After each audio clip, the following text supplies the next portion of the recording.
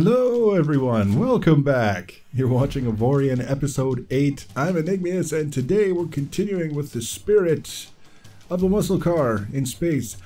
It's getting a little bit silly, I think, and there's really nothing wrong with that. There's plenty of room in life to be a little bit silly from time to time, but you know, at the same time it's helpful, I think, to acknowledge it and not try and present it like it's something more serious than it is. First of all, we've got the header on the hood, and basically eliminated any chance we might have of being able to deny that it's a hood. And now I'm working on these side details, and in a perfect world, this would all be sort of like a unibody look. When everything was done, you would look at it and it would look like everything sort of connected and flowed as though it was one piece. Not going to happen. I'm more interested at this point in getting a handle on how things can overlap so that we can make things flush that would otherwise be very difficult to make flush. And that's kind of the central theme that I'm looking at here, which means it's not really super important to me that I present the ideal design because, frankly, at this point in the learning curve, ideal is an unreasonable expectation. It's always a little bit unreasonable, but in this case especially, it's one of those things where we can't really put the label ideal on anything that we do. What I'm focusing on here, coming around the front, a lot of those slopes that I just placed were exactly the same size, and I could have placed them as one block instead of all the little ones with the backers in behind, but I decided that for the sake of having that little bit of extra resolution, that little bit of extra granularity in the way that we put things together, because I want to have a curve coming around this side. I don't want it to just drop off 90 degrees from the front down to the side.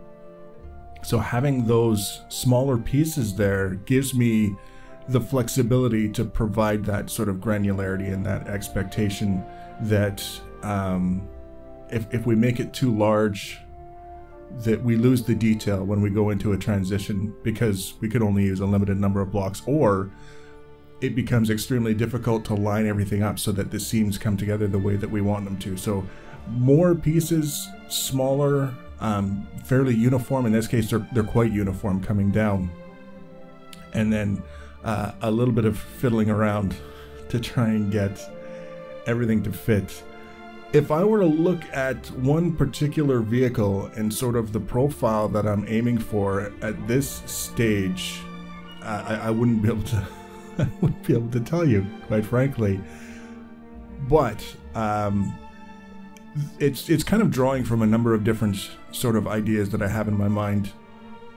The front section is a little bit tough to say because I just sort of went with the profile that we already had in place, the way that it's swept forward across the top and then it slopes back as it goes down. That's probably sort of a 60s style muscle car. A lot of them had that sort of look to it, that forward swept sort of design. Working towards the back of this design, it's the goal, the one thing that I can say, referencing one specific vehicle, would be the transition between the front quarter panel and the door panel of Dodge Viper.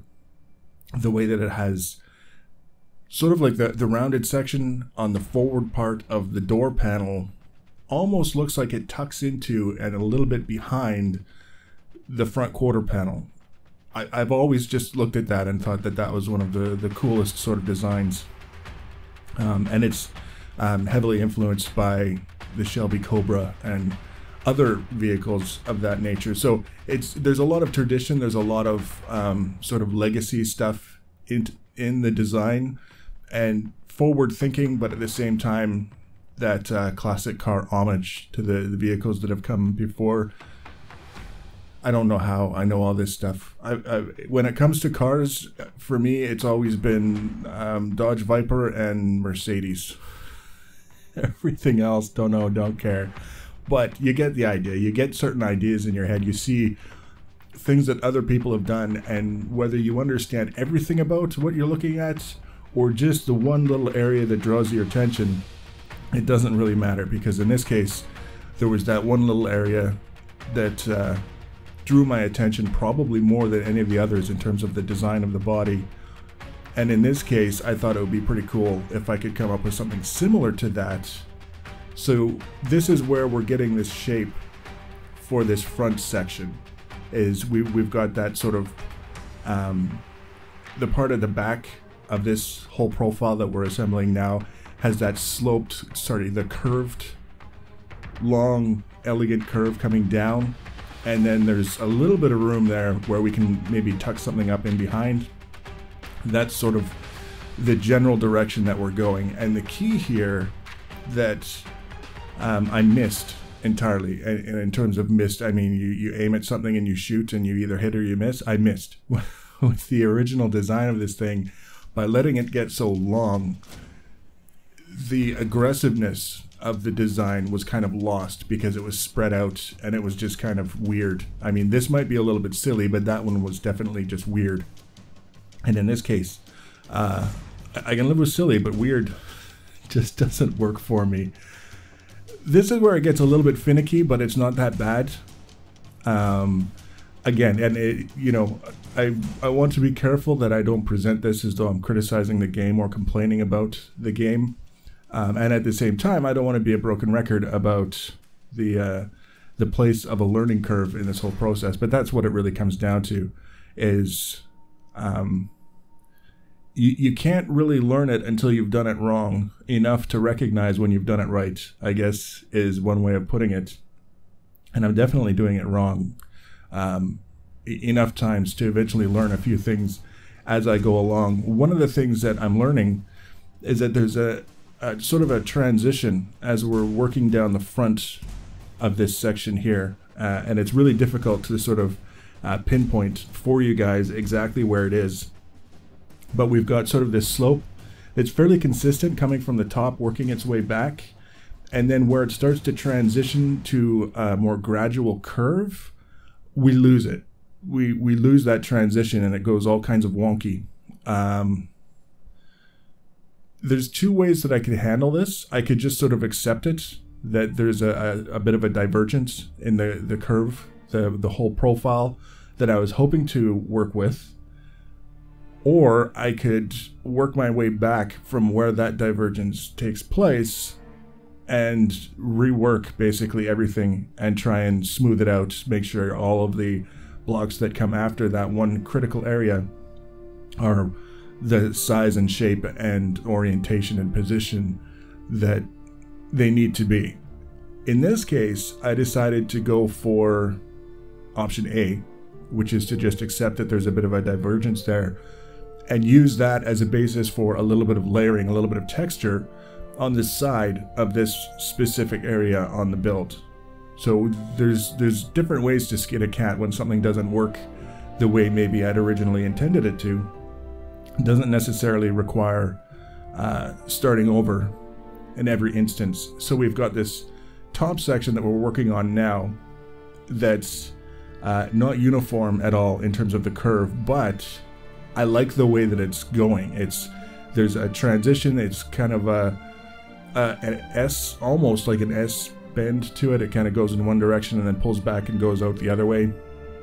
And it's, not planned, not part of the original expectation, but upon looking at it, I thought, you know what, that's kind of neat, and I'll keep that, and we'll see what we can do with it and incorporate that as though we'd intended it all along. And then, of course, there's situations like what you just saw where I place a few blocks and realize something is just wrong and there's no way to make it right. So pull everything apart and try and jam it all back together again, only this time make sure it's lined up properly. Ultimately, this is working out to be a pretty good exercise in adding cosmetic structural details to a ship, because I like the way that everything is coming together with this particular design. I like the way that it sits on the ship itself, both in terms of the design and how it meets the eye, and also, for the most part, how snug it fits up to the existing hull. It's not perfect. There were a couple of situations, there were a couple of blocks where I went to place them and they wouldn't sort of overlap at all. It wouldn't let me have any sort of wiggle room to close gaps on an angle or on a curve or something like that. So there's a little bit of a gap in a couple of places that I just couldn't get rid of. But they're not really in high profile areas. They're not the kind of place that you'd be seeing on a regular basis. And to me, it didn't really justify pulling everything apart to try and figure out what I would need to change in order to fix it. Because looking at it, there were a number of different things I could try, but none of them seemed to be a guaranteed fix. So I decided in this case that I would be happier in the long run if I just left it. And later on, if I see the gaps on a regular basis and I decide that I don't like them, I can deal with it then. I don't have to take care of everything now. So all the pieces are coming together. The different layers that we've been working with are starting to kind of take shape and evolve and present themselves with... It's just a little bit of difference here and there that you see, but it comes together in a way that it looks viable as something that was done on purpose, as opposed to something that was done because we couldn't figure out anything better. And of course, as I'm learning so often is the case, is that the closer we get to being done, the more we start to close off all of the open areas, and the more everything converges into a limited space, the more difficult it becomes to make everything work together. It's just the nature of the beast. I pulled out the extra window. You can see a very bottom left-hand corner of the screen that gives you the actual dimensions of the block that you're working with, assuming that it exists within a cube space. That's very key. And the benefit to that is that you can actually go in and manually edit those values. If you feel like you need a specific shape and you just can't seem to get it to work for whatever reason, the match function isn't letting you line things up the way that you want it to, but you have a pretty good idea of what the exact dimensions would be, you can make those adjustments, and then the block will take on the shape that you have specified in terms of the bounds, I guess you could say. And you can approach things that way as just another tool in the tool chest of making sure everything fits the way that you intend it to. But what happens when you can't make everything fit, even when you can specify the exact dimensions of the block that you're trying to place, that's when either it fits and you are happy with it, or you have to start pulling things apart and correcting things. That's sort of the way it breaks down.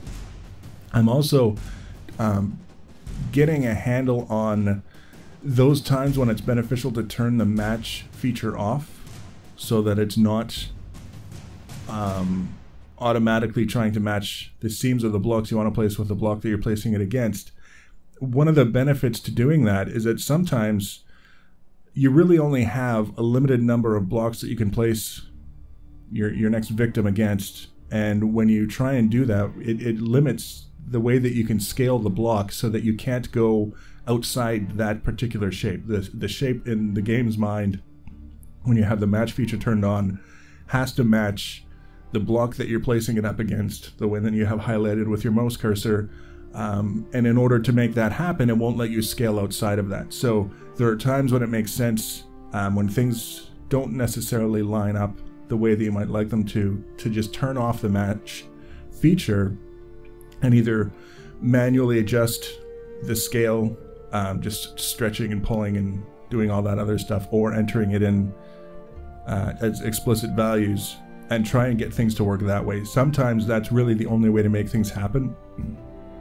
So there's, excuse me, there's a little bit of a learning curve in terms of when it's the best idea to approach it that way versus, you know, working with what you've already got, maybe placing some additional temporary blocks it's just a thing. It's figuring out, they're very, very powerful tools, but there's no such thing as the 3D editing environment that knows exactly what you want all the time and is able to deliver. You kind of have to work with the tools and see what they're capable of, and between the two, between forcing things to our will and understanding what the tools can and can't do, we get to a point where there's the opportunity for proficiency. And I think in this case, I'm happy enough with the outcome that I can say that there's an element of proficiency here. It's not quite, again, I wouldn't call it mastery. That's a good way to describe it. It's not mastery. It's just increasing sense of comfort working with the tools that we've got and achieving the outcome that we have in mind. All we really have to do in order to make this thing work is close off that big hole in the side, which obviously isn't going to be especially difficult, and finish this transition here. And this is where everything comes together, everything converges, nothing wants to fit. This is the challenge, and trying to figure out what we can do to get the best possible outcome without sacrificing everything that we've done up to this point. Because if you look at it the way it is now, if we just left it that way, that would be a damn shame. There would be no excusing that, because it would stand out like a sore thumb, and you would never not be able to look at it whenever you had your eyes rested on the side of the ship. It's just something that would be there forever, for better or worse. So there's a certain amount of time that has to go into figuring out how to get this sorted out. And what I ultimately concluded was that the best way to make this thing work was to remove some of the side blocks in ahead of what we were just working on. So we just kind of pulled one and then we placed another one. We're kind of shifting them forward a little bit, and then we place a couple more very small ones, make sure that they merge together so that we have one face exactly the right size that we need in order to make everything fit together. And then once we've got that set up and taken care of, then it finally works and it fits the way that we need it to. What we've got a problem with right here is that we've actually got two blocks comprising that face that we're trying to work with, and they're not the right size to use the merge feature in order to make them come together so that we can use the right sized face. Thus we have that gap there, or we have that little wee tiny thing. It's one or the other. It won't let us have the best of both worlds. So we remove what we have in place, resize it, get everything to fit together the way that we need it to, and then come back, fill in the gap. Bob's your uncle, taken care of. So a whole episode for that one particular part on the ship. Yep, that's what it worked out to be. It was about an hour and 20 minutes of real time to put this thing together and get it working.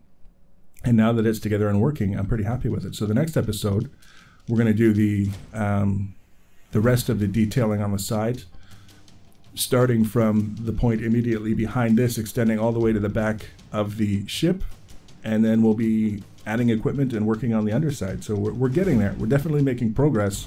If you want to be notified about the next episode, the easiest way to do that is to subscribe to my channel or follow me on social media. Links for social media are always in the information section below the video. Feel free to leave your comments or feedback. Thanks for watching, guys, and take care.